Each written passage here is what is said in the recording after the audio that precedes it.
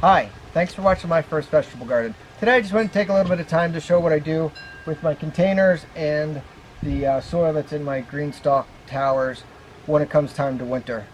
Last video we showed what I did with some of the larger beds. Today I just want to show you what I do with the soil and how to save that so it's ready to go next year. This year I'm going to do something a little bit different with my towers than I did in years past. This tower did phenomenal. This was all of my herbs. I'm actually just going to let all these guys die out over the winter time. I've got some perennial strawberries. I cut them back. These are going to stay here.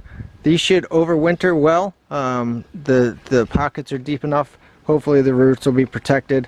We've done this in the past. This tower here, I'm not really thrilled with the way that it performs, so I just want to get all the soil out of here, start fresh next year. I'm also kind of planning what I'm going to be doing with my garden setup for next year, and I might take this tower off my deck. What I'm going to do for the smaller containers is pull everything out, throw this into a compost pile, and then I'm going to go ahead and show you what I'm going to do with that soil to save that.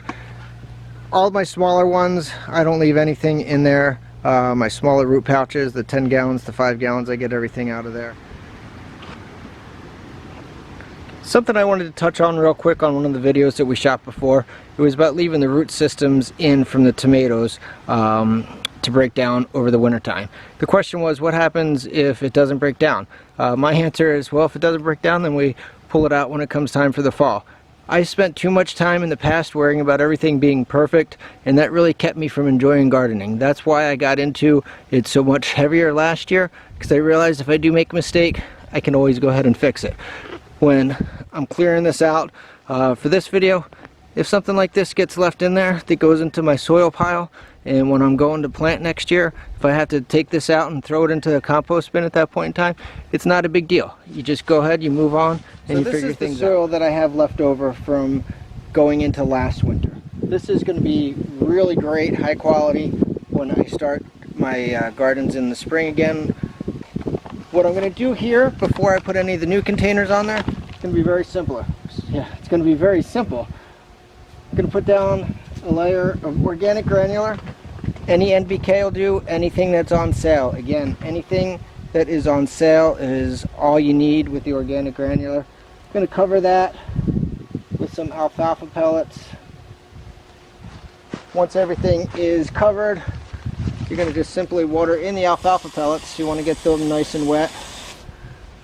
Then I'm going to come back through and cover the whole bed with some of the double mulch leaves.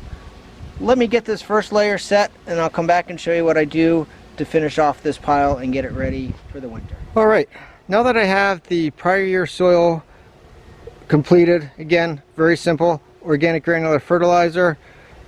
I use the alfalfa pellets, and then just another thin layer of double mulch leaves. This will all break down over the winter. There might be some leaves in there come time for planting next year, but that's okay. It'll continue to break down over the season. The alfalfa pellets, the brown from the leaves, all of that's going to mix together to help us have some really great soil. The next process is simple. I actually had a couple of half bags of soil that I'm going to just dump in there to get rid of. I found a ton of stuff at Home Depot or Lowe's, I forget where it was, at $1 a bag this year. Always shop for bargains.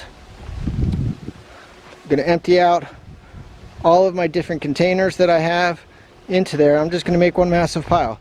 And remember, if you have a little bit left, I think this might be some chard that I had left over.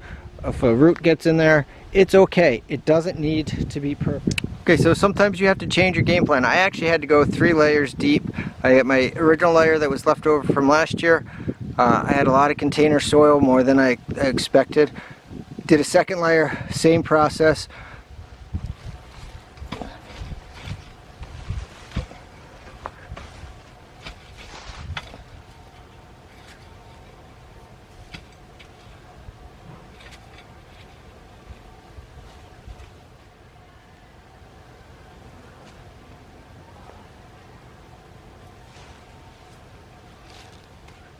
The first step, put in our organic granular fertilizer. And once you have the organic granular down, go ahead and put the alfalfa pellets on there.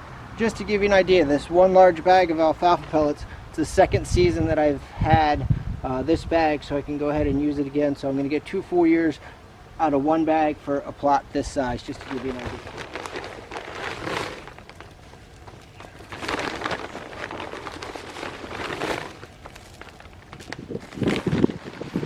So you want to water this in really well. The reason you want to water it in so much is because I will be covering this with a tarp.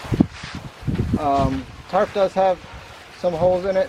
There's a tarp on the bottom of this just to kind of keep all the soil in one place so I don't lose any.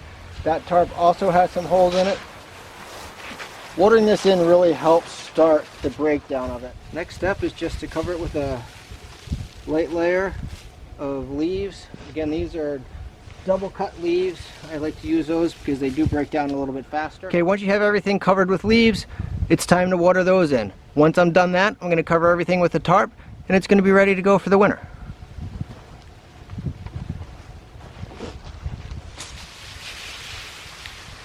Alright, everything's watered in. I've got my tarp on. I've got some cinder blocks and a 50-pound bag of sand, probably quite a bit of overkill to keep the tarp down, but you do want to weight the tarp down so it doesn't blow off. There's some holes in the tarp. The sides are open. It's not airtight by any means, so worms and other insects can get in here to promote the soil life. Thanks for watching my first vegetable garden. I hope you enjoyed the video. Please subscribe. Okay, and for all of my smaller containers, all I'm going to do is pull everything right out. Easier said than done. Okay, we'll do this one.